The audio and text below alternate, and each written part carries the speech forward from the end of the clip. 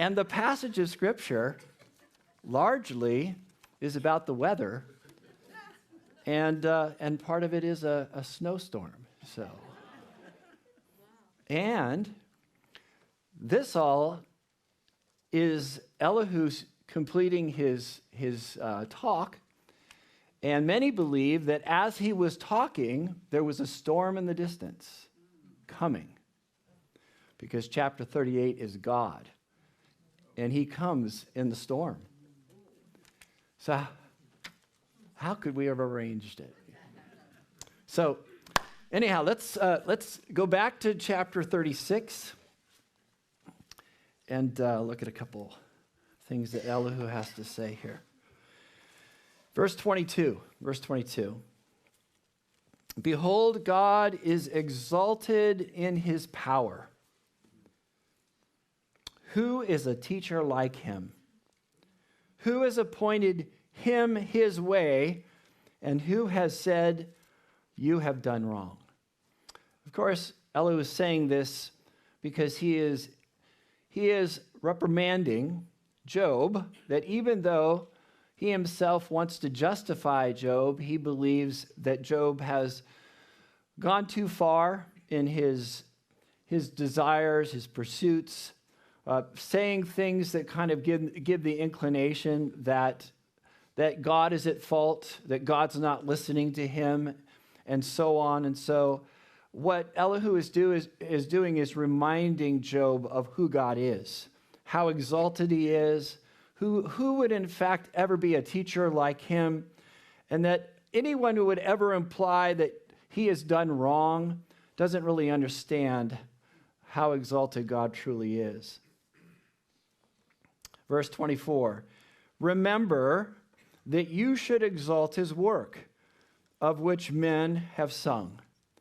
The right thing to do as you go through difficult times and it's hard to see God is not to begin to speculate and wonder why he does what he does, but the safest thing to do is to rejoice, to give praise to God even in the difficult times, to be reminded of what God has done in the past.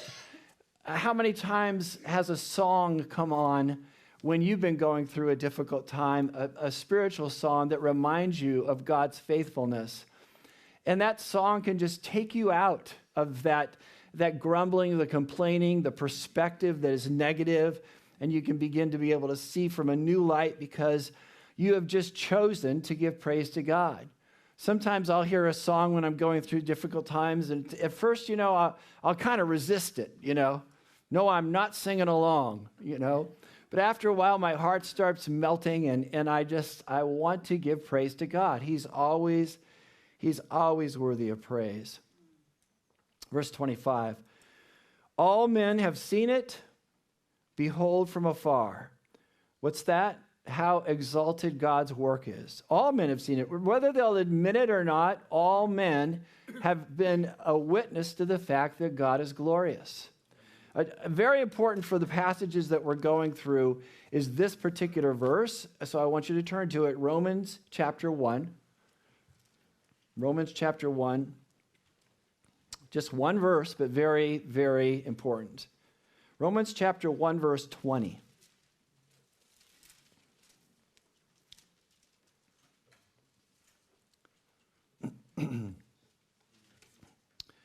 1:20 says this, for since the creation of the world, his invisible attributes, his eternal power and divine nature have been clearly seen, being understood through what has been made, so that they are without excuse.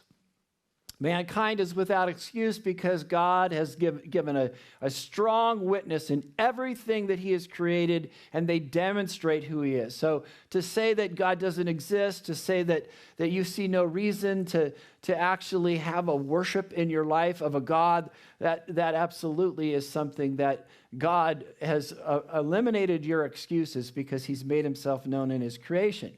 But I just want to bring out a couple points there.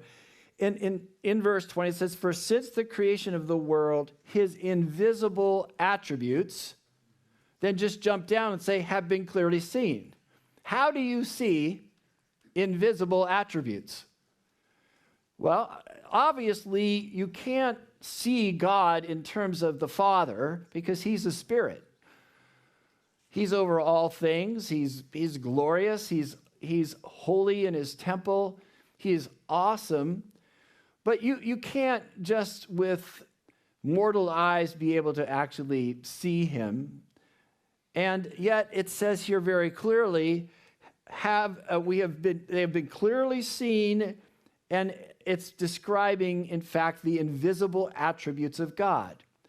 The beauty of who God is seen even though his beauty is invisible to us. How is that possible? It's possible because in creation, God has given not only a witness, a verbal testimony somehow of the description of what he's like, but actually there are analogies.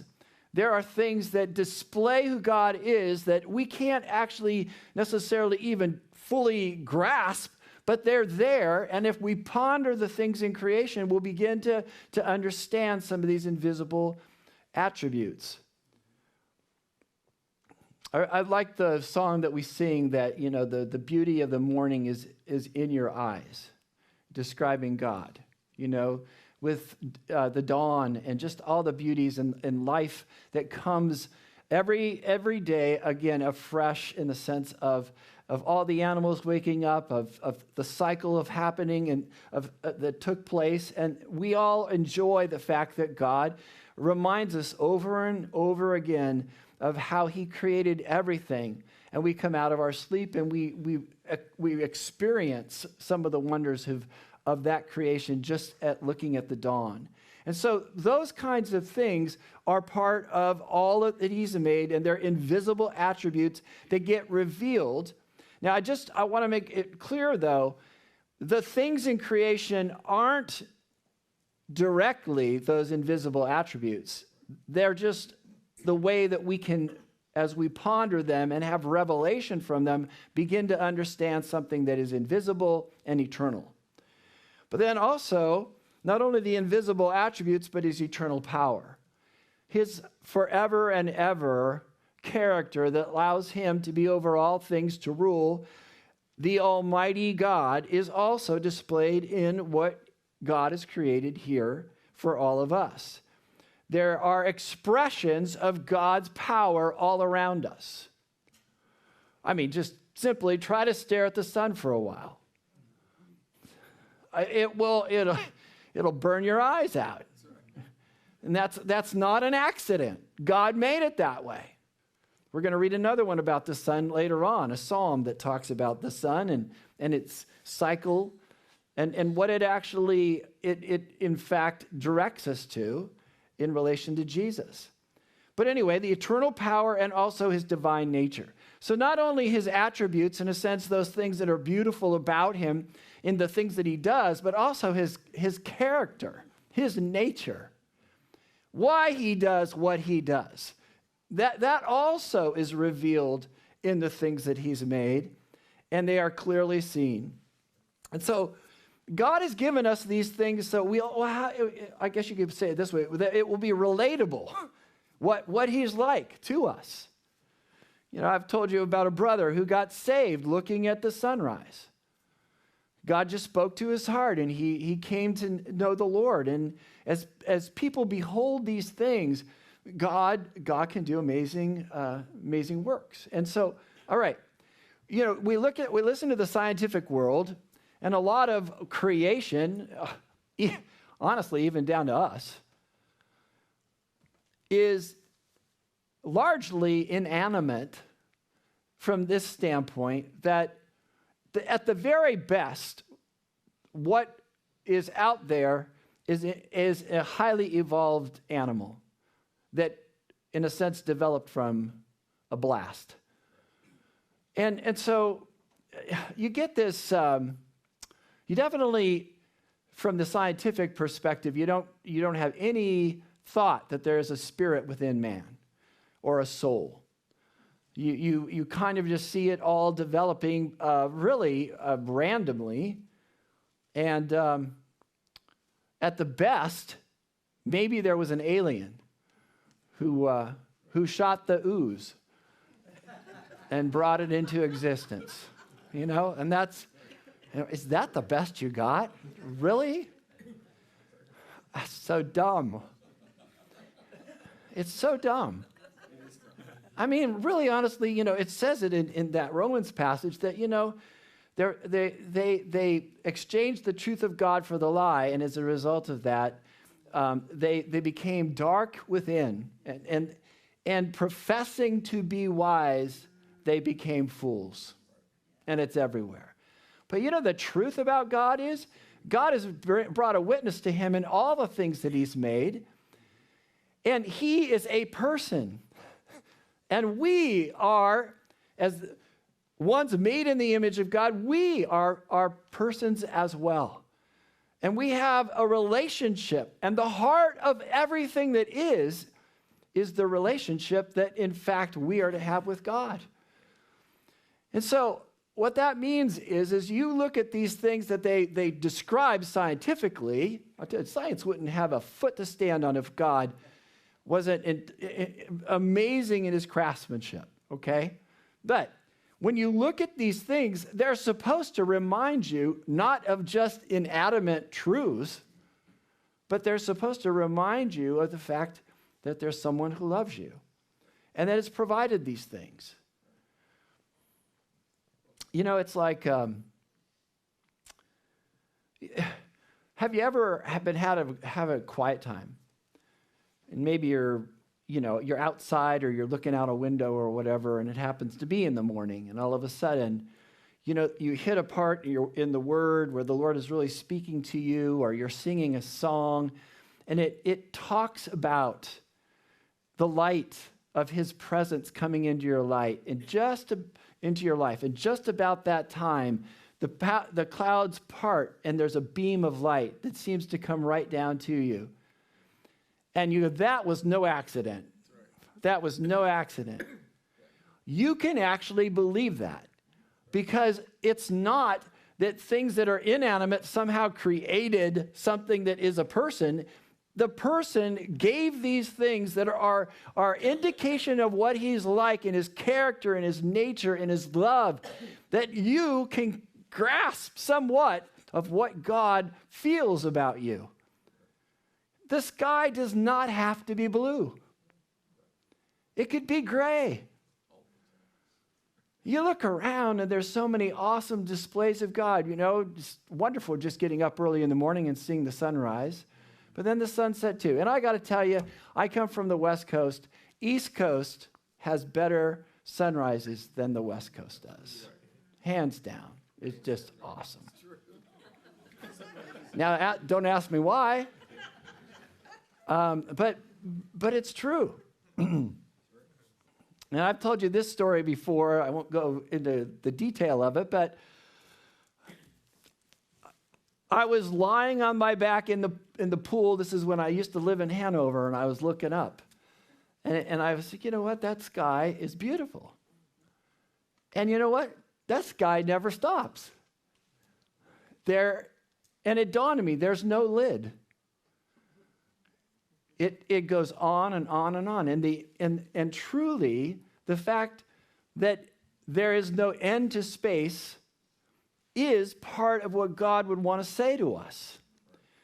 He hasn't made us to confine us, to control us. It's really honestly believing lies that end up, you're controlled. But God has opened the door wide.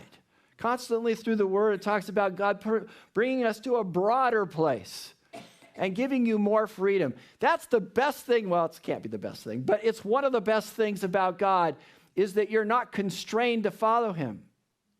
You don't have to.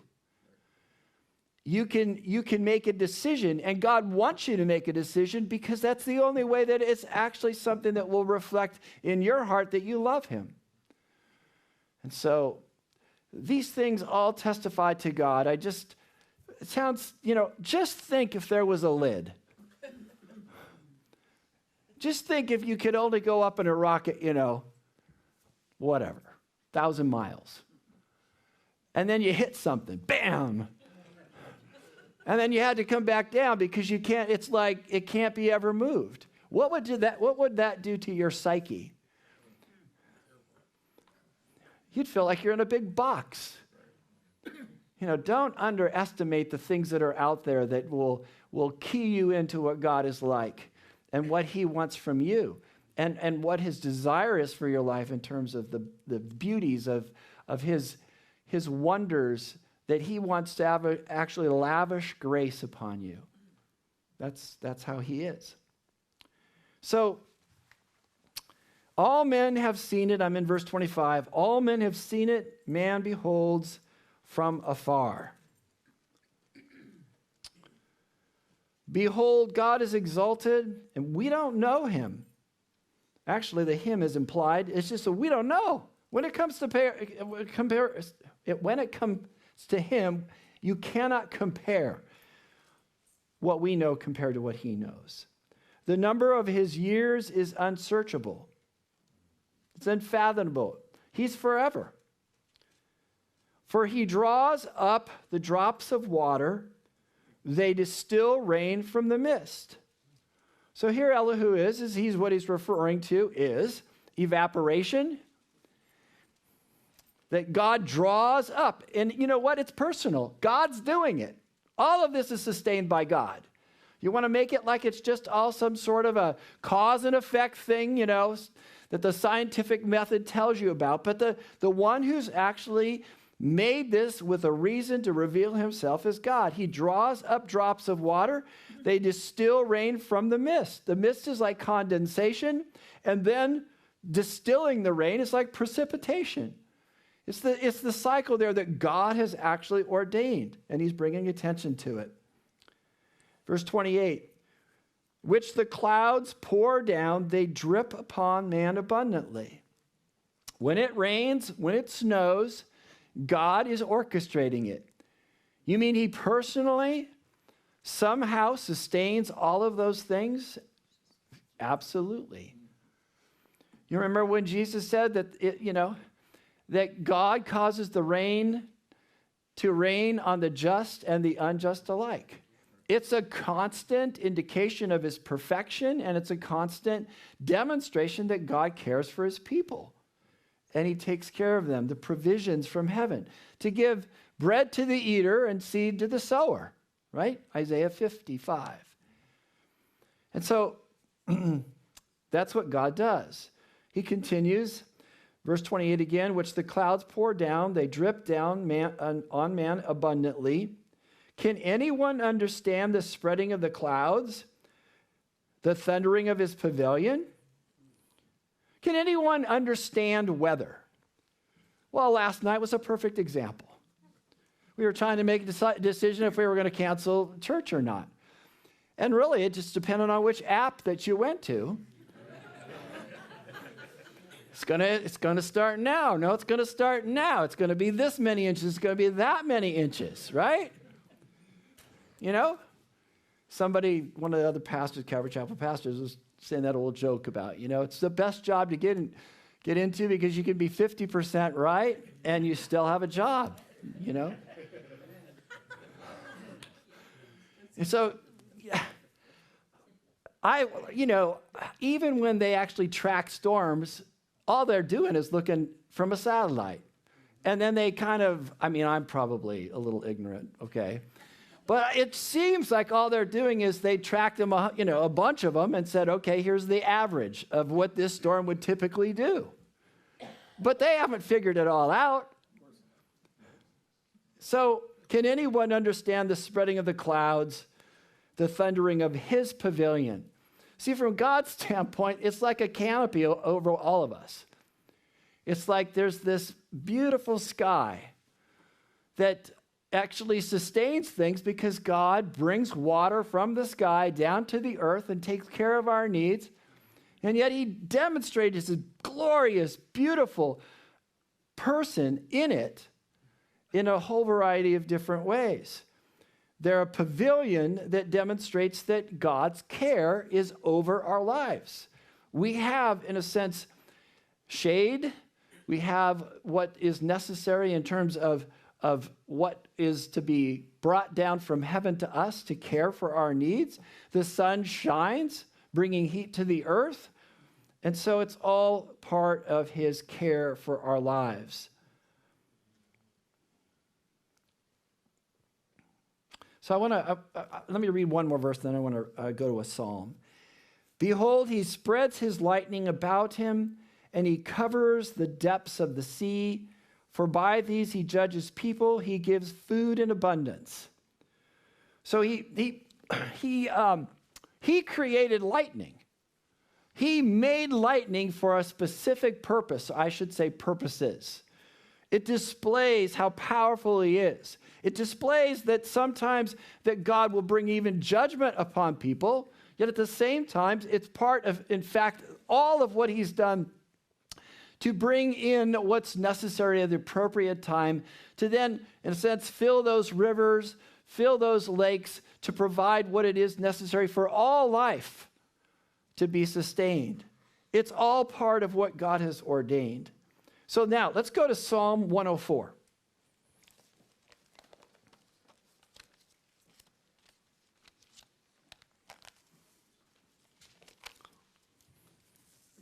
Psalm 104.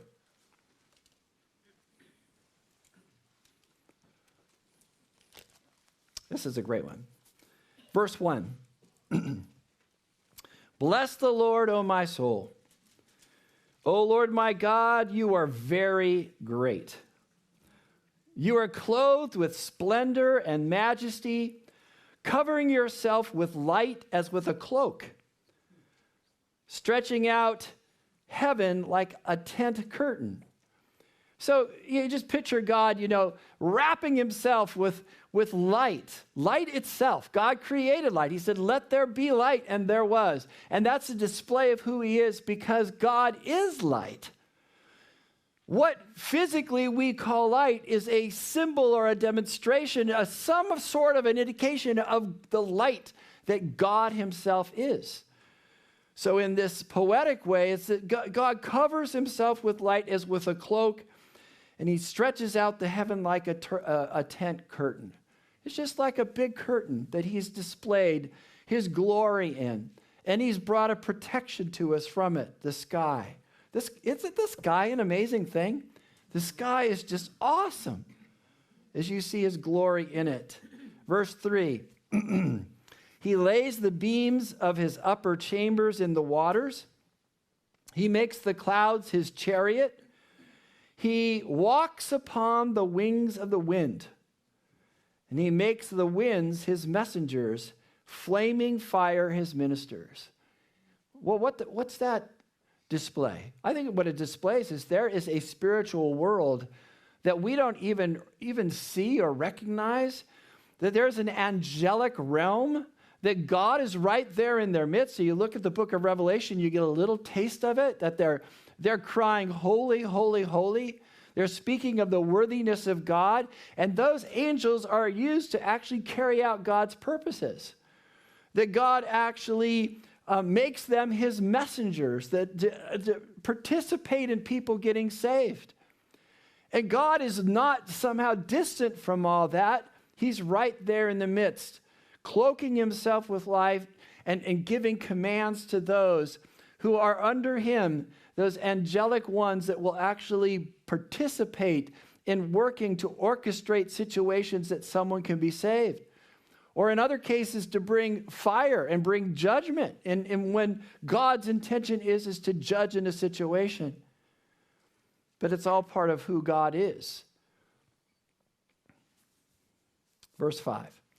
He establishes the earth upon its foundations so that it will not totter forever and ever. The earth has its orbit around the sun. It rotates. It's all the way that God ordained it to be. And it will not totter in the sense it will not be unstable because God has ordained it until that day when God says enough and brings a new heaven and a new earth. Verse 6, you covered it with the deep, that is the oceans, the waters, as with a garment. The waters were standing above the mountains. At your rebuke they fled.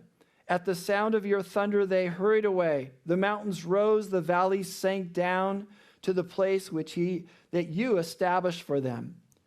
You set a boundary that they may not pass over, so that they will not return to cover the earth. You know, if there was not the ordained plan of God to actually keep the oceans where they are, to have mountains and valleys and streams and rivers, things would just go back to the way that they were. But God actually sustains what he's made to protect his life that he has made on this planet. And all of it displays how powerful he is and how much he cares for his creation. Go back to Job. In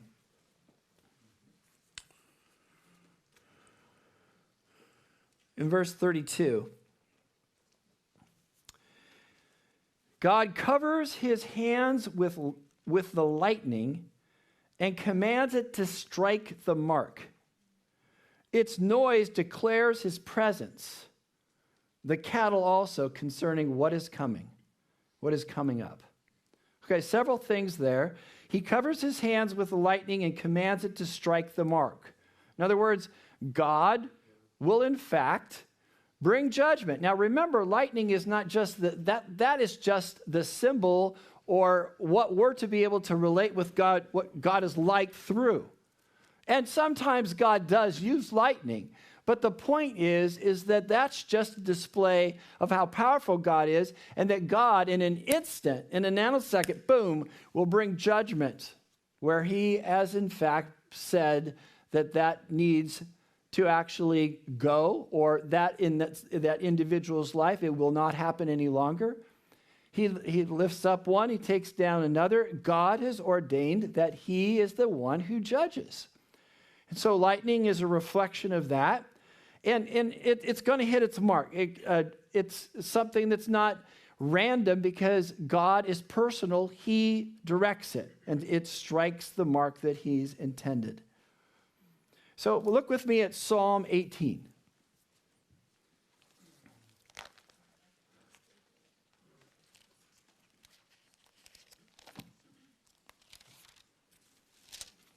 As you go there, I'm going to read the little description above Psalm 18 that describes when David wrote this, what was going on. Psalm 18, and I'm going to start with a little description above it. It says, for the choir director, a psalm of David, the servant of the Lord, who spoke to the Lord the words of this song in the day that the Lord delivered him from the hand of all his enemies and from the hand of Saul. So, if you know David's life, he went through, oh my goodness, years and years and years of being attacked and his life threatened from Saul. He had to learn to live and trust in God. He was in the wilderness. He learned things like God is his deliverer, that he's his rock. He learned many things during that difficult time. Well, this psalm, though, was written after all of his enemies were brought under submission to God's hand. And now he, in fact, could live out what God's intention was, is that he would be king of Israel. So then after all of that was the case, he wrote this psalm to be a thanksgiving psalm to God for bringing all of his enemies down and finally bringing the kingdom to him and allowing him to do what God had intended in his life. So Psalm 18, verse 1. I love you, O Lord, my strength. The Lord is my rock and my fortress and my deliverer. My God, my rock in whom I take refuge, my shield and the horn of my salvation, my stronghold. I call upon the Lord who is worthy to be praised, and I am saved from my enemies. And then he, I think, gives a kind of an example of how God comes to his aid. Look at this, verse 4. The cords of death encompassed me, and the torrents of ungodliness terrified me. The cords of Sheol surrounded me. The snares of death confronted me. In my distress, I called upon the Lord, and I cried to my God for help. He heard my voice out of his temple, and my cry for help before him came into his ears. So just picture David there out in the middle of the wilderness somewhere, in a cave, hiding or whatever. He cries out to God, and he asks God to deliver him, to come to his aid. And it says here that he recognized the fact afterwards that God heard him in heaven. That God not only heard him, but God was going to respond, that God took what he cried to him very seriously. So in the end of verse 6 there, it says, and he cried to my God for help. He heard my voice out of his temple, and my cry for help before him came into his ears. So it went all the way up through our physical atmosphere, all the way past everything that is finite here, right into the spiritual temple of God, and God heard him. So what happened? Verse 7. Then the earth shook and quaked, and the foundation of the mountains were trembling and were shaken because he was angry. I love that. David's experience was, and a lot of it came from what he saw in nature, that God answered him, and it was like the earth quaking, and it was like God displaying his anger, that God was going to address what he called to him about in David's life. Verse 8, smoke went up out of his nostrils, and fire from his mouth devoured. Coals were kindled by it. He bowed the heavens also and came down with thick darkness under his feet. Now, did that actually happen? I think spiritually David was able to see that was happening by virtue of a storm. And the clouds, the dark, deep clouds that have the lightning and the voice of God, the thunder through it, those are displays to help us understand how much God takes it seriously when we call out to him. Please don't just think everything that's out there is what this world says that it is, that it just happens to be that way. It just fell into some sort of a natural rhythm to something because that's just somehow how the power went. No, it's personal. And when you see those things, and even when we see the snow later on today, realize it's a picture of who God is. And we can relate with how he is and his divine nature and the attributes of his life by virtue of what he in fact has made. So David is saying, man, I cried out to God, and it was like he was angry. And he was going to address the issues that I brought to him. In my heart, I see it displayed as a storm coming. There's a storm coming. Verse 9, I love that. He bowed the heavens also and came down. With thick darkness under his feet, he rode upon a cherub and flew. And he sped upon the wings of the wind. Again, an acknowledgement of spiritually, when God comes to your aid, he just doesn't personally come to your aid. He sends the angels. He sends them on your behalf. And it's not like somehow they're distant from one another, because the angelic realm is, in a sense, the same realm that God is in, and God will answer from his temple. Because you can go right into his temple, and you can speak to him directly, and God will address what's happening into your life. I wish I could recount the times where I was in such a state that there was no answer to what I was going through. And it seemed impossible. And certain things just then, after I cried out to God, fell in a line, one thing after another, that God directly affected what it was that I asked for. I mean, I'm not going to get dramatic.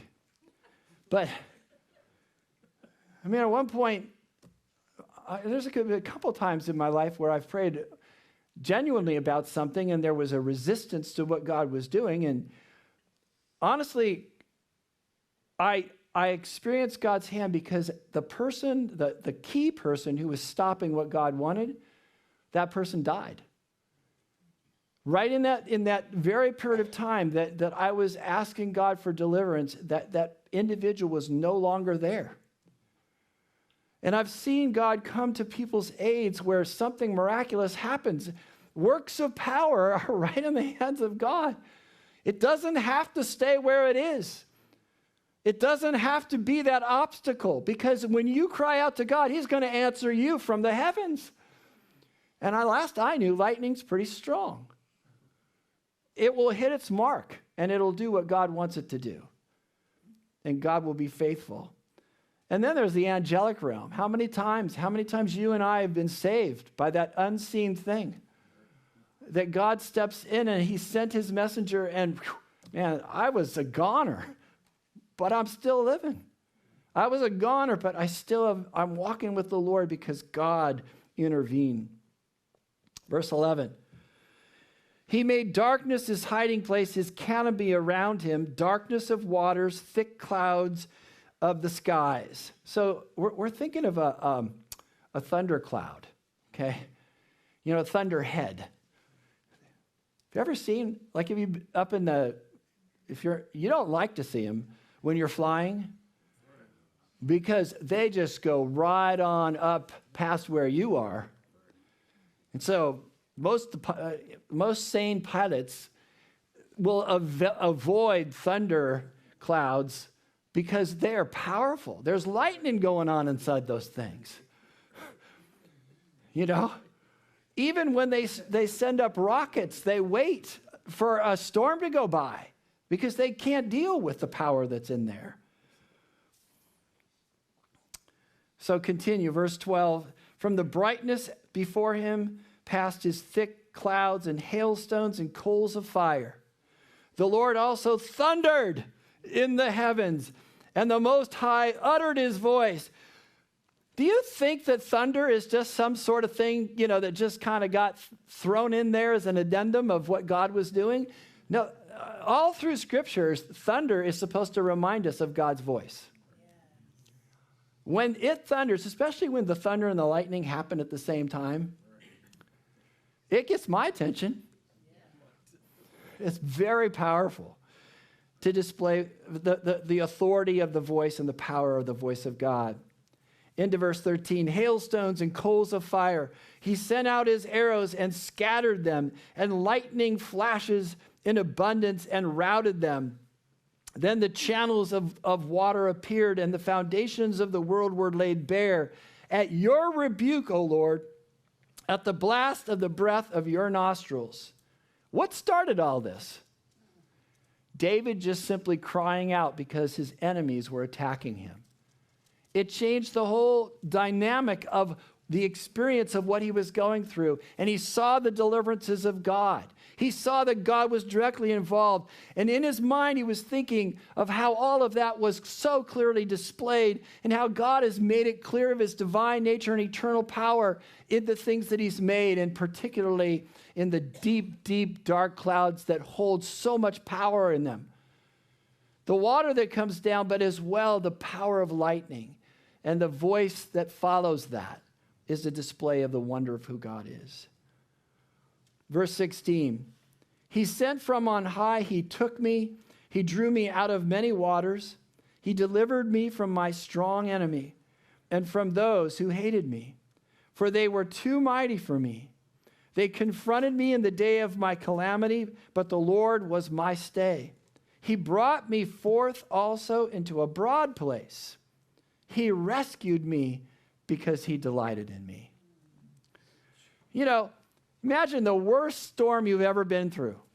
When we first moved to Pennsylvania, I mean, you don't see this kind of storm that happens here, there, in Southern California. And so I remember we were at a ice cream shop in Hanover, and all of a sudden, you know, we're having ice cream, and we're looking, and we're seeing people all of a sudden run to their car and roll up the windows, and they're like, some people are like getting in their car and leaving. And then we look towards the south. There's this black wall coming We're a little South America. Not that far. No, Southern California. Little Southern California people, you know? And we're going, that looks serious. So we didn't know what to do, but we stayed in the ice cream shop.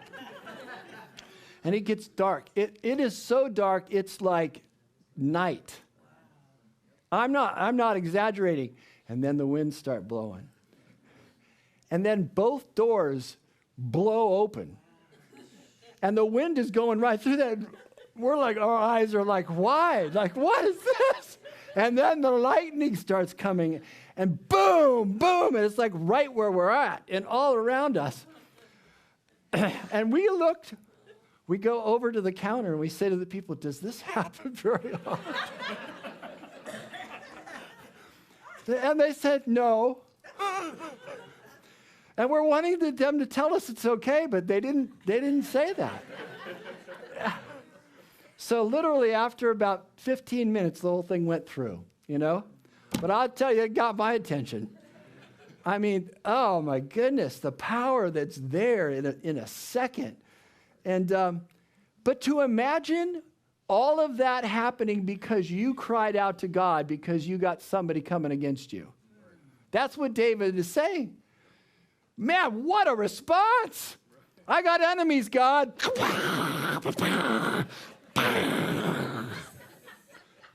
But that's how great and awesome he is. And you might not see it visibly, but listen, and I don't think God really has smoke coming out of his nostrils. But I think what that imagery is for us to realize that he does get angry.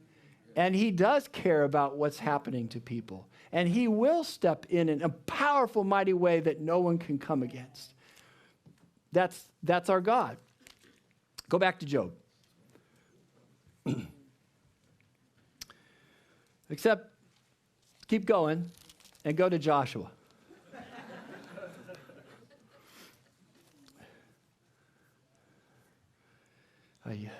Joshua, chapter 10. Remember this? Joshua is going into the land finally with all of those from Israel who have in fact believed God this time. And they're going in and they're confronting different enemies. And this was one day that they confronted many enemies all at once. Joshua chapter 10, verse 5. Joshua 10, verse 5. So the 5 kings of the Amorites, the king of Jerusalem, the king of Hebron, the king of Jarmuth, the king of Lachish, and the king of Eglon, gathered together and went up. They went with all their armies and camped by Gibeon and fought against it. Then the men of Gibeon sent word to Joshua to the camp at Gilgal, saying, do not abandon your servants. Come up to us quickly and save us and help us. For all the kings of the Amorites that live in the hill country have assembled against us. So Joshua went up from Gilgal, he and all the people of war with him and all the valiant warriors. The Lord said to Joshua, do not fear them, for I have given them into your hands. Not one of them shall stand before you. So Joshua came upon them suddenly by marching all night from Gilgal. And the Lord confounded them before Israel. And he slew them with a great slaughter at Gibeon, and pursued them by the way of the ascent of Beth Horon, and struck them as far as Asakah and Magdah. Can't say that one. As they fled from before Israel, while they were at the descent of Beth Horon, the Lord threw large stones from heaven on them as far as Asakah, and they died. There were more who died from the hailstones than those whom the sons of Israel killed with the sword. Then Joshua spoke to the Lord in the day when the Lord delivered up the Amorites before the sons of Israel. And he said in the sight of Israel, O sun, stand still at Gibeon, and O moon in the valley of Ajalon. So the sun stood still and the moon stopped until the nation avenged themselves of their enemies. Is it not written in the book of Jashar? And the sun stopped in the middle of the sky and did not hasten to go down for about a whole day. There was no day like that before it or after it when the Lord listened to the voice of a man, for the Lord fought for Israel. Just one case in the history of Israel. But listen, God cares for you. God will fight for you. God will step in, and as you confront different enemies, he'll say, listen, don't fear them. Don't fear them. Trust in me. And you and I can have periods of times where we will actually experience God stepping in our lives in a way that really we had to do very little of anything because God took it personally. God came to our rescue, and God brought the victory that was necessary in our lives in that actual situation. Yeah, how many of you have ever had God step into a situation and fight your battle? Looks like the majority of you. Can I just say, you cry out to God, God's going to show himself a very powerful, powerful one who loves you. So I'm back in Job.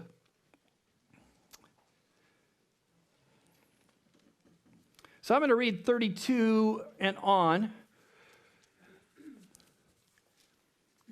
because it goes right on into verse 1 of 37. So verse 32, he covers his hands with the lightning and commands it to strike the mark. Its noise declares his presence, the cattle also, concerning what is coming up. Even, the cattle know what's coming. That's where you get this idea, as this is being actually said by Elihu, there's a storm a-coming. And it's likely that those cattle were actually being stirred, making sounds that indicated that they knew it was coming. Verse 1. At this also my heart trembles and leaps from its place. Listen closely to the thunder of his voice and the rumbling that goes out from his mouth. Elihu says, you know what? Me personally, when there is that kind of display of God's grandeur and power, as his voice goes forth like the thunder, it makes me tremble.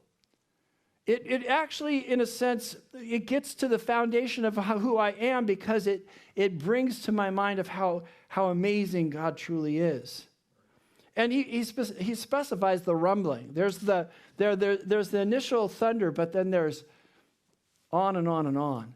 The rumblings afterwards that then as well display, in a sense, that this is not something that is his place only just for a moment, but then into the ages of the ages, that God is over all things. Verse 3, under the whole heaven, he lets it loose, and his lightning to the ends of the earth. Seen those satellite pictures where you see storms all over the earth, and in the storms you see all this lightning? It's like, it's something truly, God, it displays his authority and his kingship over the entire earth. Verse 4. After it, that's after the lightning, after it a voice roars. He thunders with his majestic voice. And he does not restrain the lightnings when his voice is heard. God thunders with his voice wondrously, doing great things which we cannot comprehend. I want you to turn. Go to Psalm 29.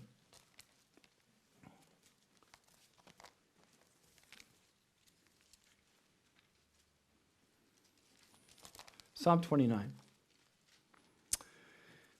David says in this psalm, verse 1, ascribe to the Lord, O sons of the mighty, ascribe to the Lord glory and strength.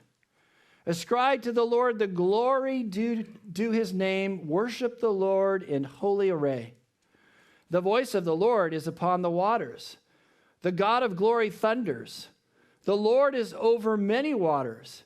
The voice of the Lord is powerful. The voice of the Lord is majestic. The voice of the Lord breaks the cedars. Yes, the Lord breaks in pieces the cedars of Lebanon. The wonder of a beautiful tree, in an instant with a bolt of lightning, it's just disintegrated. He makes Lebanon skip like a calf and Syrian like a young wild ox. The voice of the Lord hews out flames of fire. The voice of the Lord shakes the wilderness. The Lord shakes the wilderness of Kadesh. The voice of the Lord makes the deer to calve and strips the forest bare. And in his temple, everything says, glory. These are signs of his amazing, majestic authority in the heavenly places. It's a little display here on earth for us to understand. Verse 10, the Lord sat as king at the flood. Yes, the Lord sits as king forever. The Lord will give strength to his people. The Lord will bless his people with peace. We say that verse so often. Exceedingly abundantly beyond all that we could ask or think according to the power that works within us. And that's the resurrection power. Can I say that lightning, thunder, cannot compare to resurrection power? And the resurrection power of God is in your life. And if you will cry to him, there is nothing that is impossible. And there's no enemy that can come against you that will in any way have any sort of advantage, because God will fulfill his purpose in your life. He wants you to know how powerful he is. That's why lightning happens. He wants you to see his divine nature and eternal power. He wants you to see you have nothing to fear because of who he is. That's our God. I'm back in Job. Verse 5, God thunders with his voice wondrously, doing great things which we cannot comprehend. Now, if you've been noticing, those things we've been talking about are like thunderstorms. So we could be talking about either the spring or we could be talking about autumn. But now we're going to transition into the winter. Verse 6, for to the snow, he says, fall on the earth, and to the downpour and the rain, be strong. He seals the hand of every man, that all men may know his work. I had to think about that verse. He seals the hand of every man, that all men may know his work. Meaning that when God does bring a storm, or as he is going to later this day, people that have sense, they don't stay out in it. They go, and they just even the animals, they know enough to to let it pass.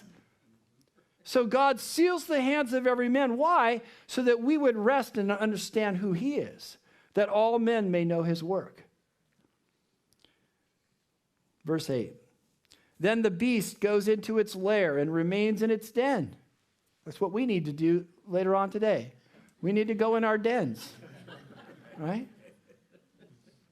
Verse 9, out of the south comes the storm, and out of the north the cold. Hey, isn't that exactly what's happening? Exactly. Isn't it? I looked, and the wet stuff is coming from the south, but the cold is coming from the north. And I've learned, since we've been here in Pennsylvania, you put those two together, and you get a snowstorm. Right? So here it is, verse 9. Quote it all day long. Okay? Verse 10. From the breath of God, ice is made, and the expanse of the waters is frozen. Also, with moisture, he loads the thick cloud. How in the world does that cloud hold so much water? He disperses the cloud of his lightning. It changes direction, turning around by his guidance, that it may do whatever he commands it on the face of the inhabited earth. Have you watched those storm chasers? Looking for tornadoes and things like that. And they're heading one way, and all of a sudden they see it off there, and they're getting real close, and all of a sudden, oh my gosh, it's coming towards me. And then they're like hightailing it the opposite direction. And, it's just amazing to see how uncontrollable weather is. You got it all figured out. This is where that hurricane's going, and it doesn't even go there. It's a display. Remember when Jesus talked about anybody who's born of the Spirit? He's like the wind, you know it's there, but you don't know where it came from or where it's going, because so is everyone that's born of the Spirit. God is that way. You're not going to figure him out. You're not.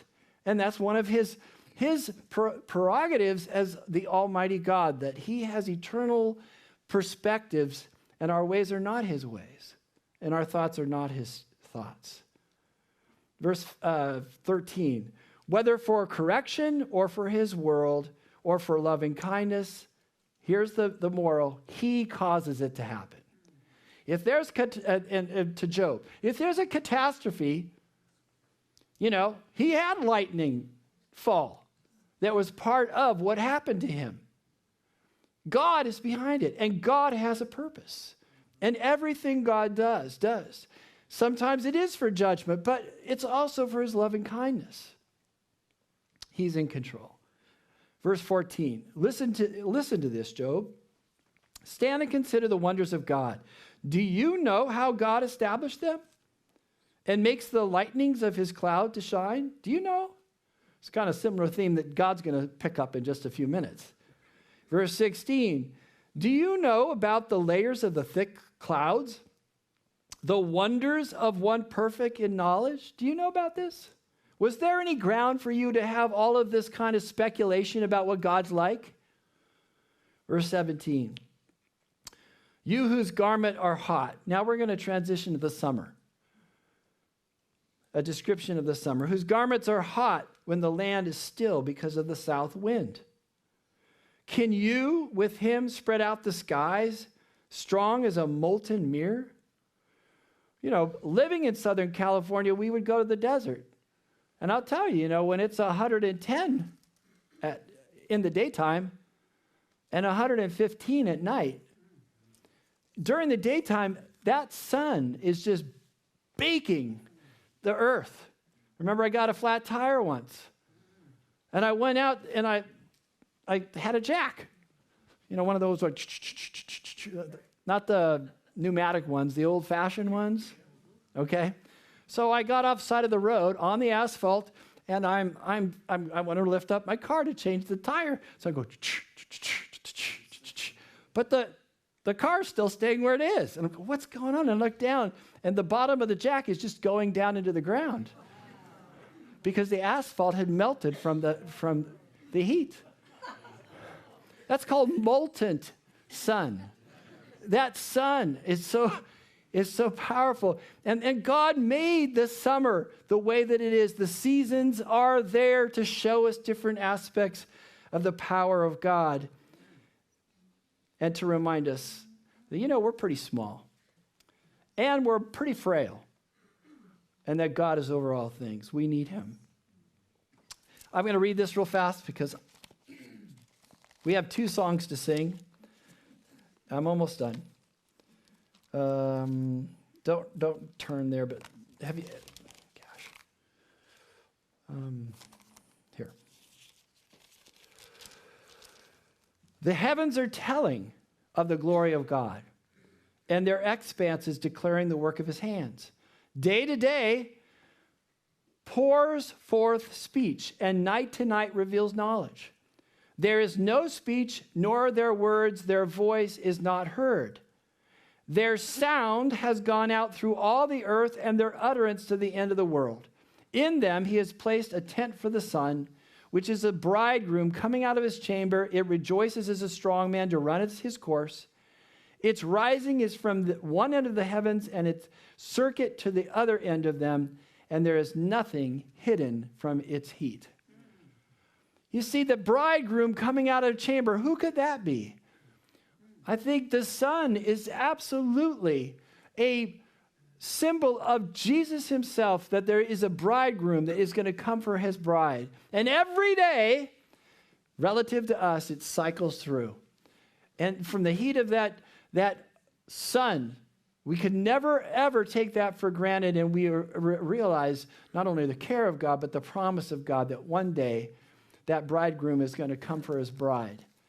And it's a display, another display of how powerful God's intentions are.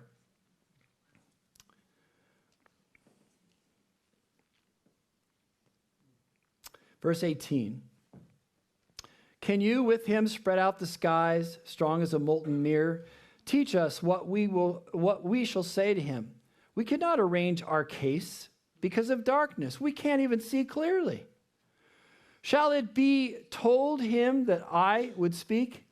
Or like the New King James here, it says, should he be told that I wish to speak? Well, who's he talking about? Job said, if I could just argue with him. If I could just tell him directly. Well, Elihu is saying, listen, you don't understand who you're talking to, Job. Yes, there's a familiarity, but you can go too far. Shall it be told him that I would speak, or should a man say that he would be swallowed up? Remember when Job was saying, you're swallowing me up, God. You're bringing all these calamities in. He's saying, don't be presumptuous. And don't disrespect God in saying those things. Finally, verse 21. Now men do not see the light which is bright in the sky, but the wind has passed and cleared them. There's times a storm comes and it goes, and men cannot fathom it. They can't understand it. But you know what? The storm comes, and then what happens after the storm? Verse 22, out of the north comes golden splendor. Around God is awesome majesty. You know, I don't know how many times I've looked up and said, look at those colors. They don't have to be there, but they are like colors around the throne. They're that emerald. There's beautiful, beautiful purple and displays of the wonder of the storm was there, yeah, but God is over the storm. Verse 23, the Almighty, we cannot find him. I think that's one of the main messages. You know what? You can try to grasp him, but you'll never grab hold of him because he is over all things. He is transcendent, and his purposes are higher than us. He is exalted in power, and he will not do violence to justice and abundant righteousness. It's impossible, Job. He won't do violence to justice and abundant righteousness. Therefore, men fear him. He does not regard any who are wise of heart. And that is what the invitation was. The storm shows up right now. He ends by saying he does not regard the wise of heart, and then God speaks directly to Job. And we'll pick that up in a couple of weeks. But boy, what a setting for what God is about ready to do. So